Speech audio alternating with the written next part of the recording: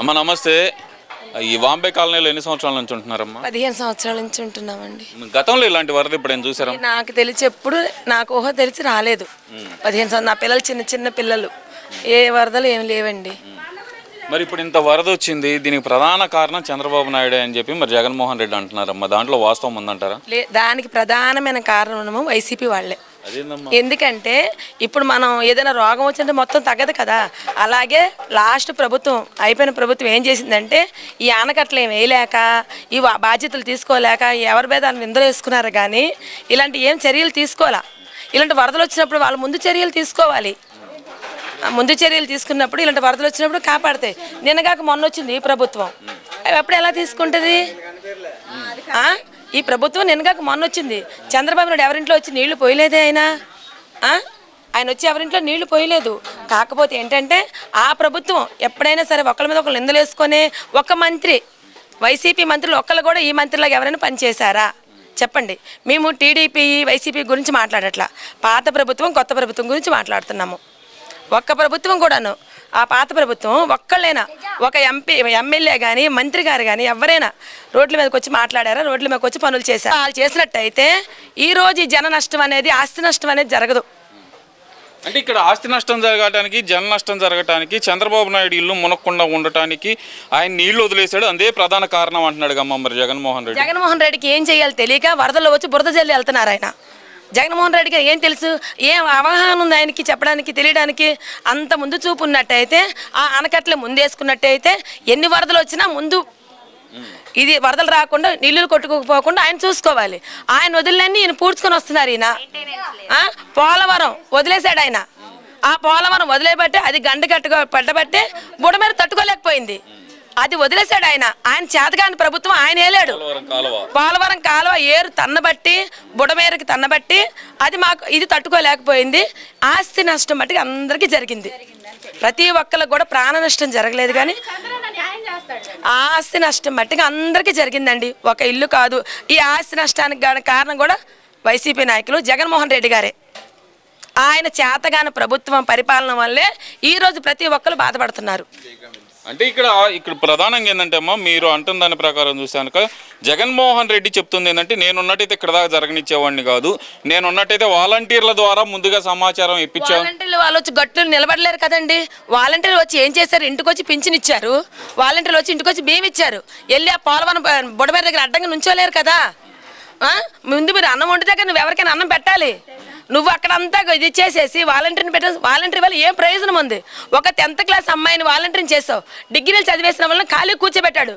ఏం చేతగతి ప్రభుత్వం అదంతా కూడాను. 10th చదివే వాళ్ళేమో రాజ్యాలు వెళ్తున్నారు, వాళ్ళు సైడ్ బిజినెస్లు చేసుకుంటున్నారు, మిషన్లు కొట్టుకుంటున్నారు, ఇల్లులు కొట్టుకుంటున్నారు. డిగ్రీలు చేసి డిప్లొమాలు చేసే వాళ్ళు ఇళ్ళలో కూర్చున్నారు. ఆ వాలంటీర్ సంస్థ వచ్చినాక ఎవరున్నారండి ఇక్కడ? వాలంటీర్ ఏం చేసిద్ది? ఇంటికి వచ్చి బియ్యం ఇచ్చిద్ది అంతే తప్ప వెళ్ళి ఆనకట్ట కట్ట నిలబడిపోలేదు కదా. ఆ వాలంటీర్ వాళ్ళు ఏమయ్యిద్దండి? అంటే వాలంటీర్ల ద్వారా సమాచారం ఇప్పించేవాడిని, వాళ్ళైతే కనుక సహాయం ఇంటింటికి వెళ్ళి చేసేవాళ్ళు అండి. ఎంతమంది వాలంటీర్లు, ఎంతమంది? సరే మీరు ఒక 50 ఇళ్ళకి ఒక వాలంటీర్లు పెట్టారు అనుకోకుండా 10 నిమిషాల్లో జరిగిపోయింది.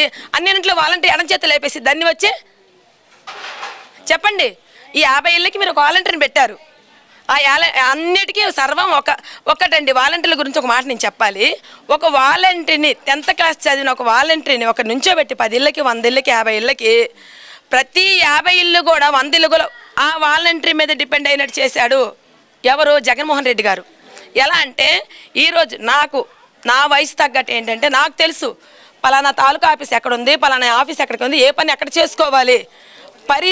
అలాంటి ఇప్పుడు ఈ జనరేషన్ పిల్లల్ని సోమరిపోతులను చేశాడు. నానా అక్కడికి వెళ్ళి ఇక్కడికి వెళ్ళి రండి, ఎక్కడికి తాలూకా ఆఫీస్కి వెళ్ళండి, నాకు తెలియదమ్మా వాలంటీర్కి ఇచ్చే అంటే ఎంత చదువుకున్నాడైనా సరే ఒక 10th క్లాస్ చదివిన వాలంటీర్ మీద డిపెండ్ అయి చేశాడు. ఏ అవగాహన లేకుండా చదువుకున్న వాళ్ళు ఇంట్లో కూర్చోబెట్టి వాలంటీర్ల ద్వారా రాజ్యాన్ని నిలిపించావు. నువ్వు ఏం చేసావు? ఒక వాలంటీర్ని ఏం చేసావు నువ్వు? ఎంతో మంది 100 మందిని వాలంటీర్ మీద డిపెండ్ అయినట్టు చేసావు. నువ్వు ఏం చేసావు? సరే ఇదంతా ఒక ఎత్తు అయితే కనుక చంద్రబాబు నాయుడు చేతగానితనం వల్లే ఇంతమంది ప్రజలు చనిపోయారు, చంద్రబాబు నాయుడు గారి చేతగానితనం వల్లే ఇంతమంది ఆకలితో పస్తులు పొనుకున్నారనే మాట అయితే జగన్మోహన్ రెడ్డి చాలాసార్లు వాడుతున్నారమ్మా. మరి ఒక్కసారి జగన్మోహన్ రెడ్డికి పై నుండి మాట్లాడడం కాదండి, ఇక్కడికి వచ్చి మాట్లాడమనండి. ఎవరు ఆకలితో అంటే మా లాంటి వాళ్ళు కాకుండా ఇంకా ఎవరినైనా అడగండి, ఆకలితో ఒకరు ఉన్నారేమో, ఇబ్బందులు ఒకరు పడ్డారేమో. ఒకటి మాకు అవగాహన లేక ఇంత తీసుకొని మేము మా ప్రజలను పాడు చేసుకున్నారే కానీ ప్రభుత్వం వల్ల ఎటువంటి ఎవరికి ఏ ఇబ్బంది కలగలేదు. మరి జగన్మోహన్ రెడ్డి కూడా ₹1 కోటి సహాయం ప్రకటించారు కదా. ఏమండి మీకు ఇచ్చారా? మాకైతే ఇవ్వలేదు. మీకు ఇచ్చారండి? ఏమన్నా మీకు ఇచ్చారా జగన్మోహన్ రెడ్డి? మాకైతే ఇవ్వలేదండి. ఎవరికైనా రాజకీయ నాయకులకి వాళ్ళకి మంత్రులు ఉన్నారు డ్యాన్సులు చేసేవాళ్ళు, వాళ్ళకి డ్యాన్సులు చేసుకోవడానికి ఇచ్చాడేమో. మరి మాకైతే ఎవరికి జగన్మోహన్ రెడ్డి గారు వచ్చి ఒక్క దగ్గర నుంచొని ఒక్కరికి వాటర్ ప్యాకెట్ ఇచ్చాడా? ₹1 కోటి తర్వాత నీవు సాయం తర్వాత ఇప్పుడు వచ్చి బురదలో నడవడం కానీ ప్రజల మధ్యలో కానీ ఒక వాటర్ ప్యాకెట్ వాటర్ బాటిల్ మీరు తీసుకున్న ఎవరైనా చూసారా?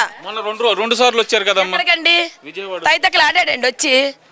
మీకు ఎవరికైనా కనిపించారండి? ఎక్కడ కనిపించారండి? ఏమండి దిగితేనే లోతు తెలిసిద్ది. గట్టి మీద ఉండి హాయ్ బాయ్ చెప్పాడు ఎవడైనా పల్లెలకు నవ్వుకుంటే ఏం చెప్తాడు ఎవడైనా?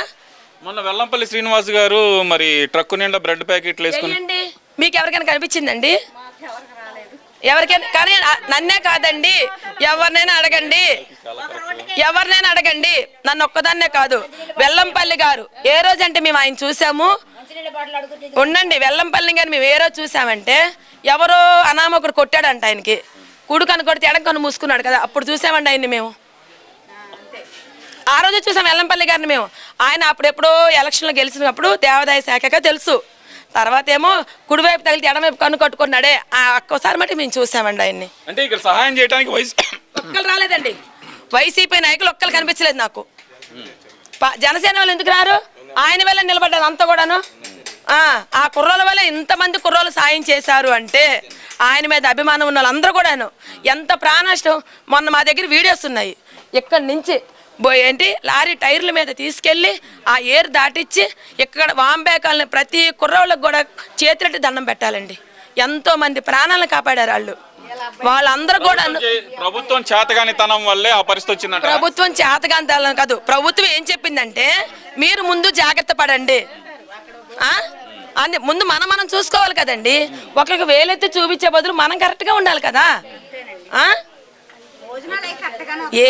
మరి ఓవరాల్ గా ఏం చెప్తారమ్మా ఈ ప్రభుత్వం పనితీరు అసలు ఎలా ఉందండి? ప్రభుత్వం తీరు 100కి 100 మార్కులు నేను వేస్తానండి. థ్యాంక్ యూ అమ్మా.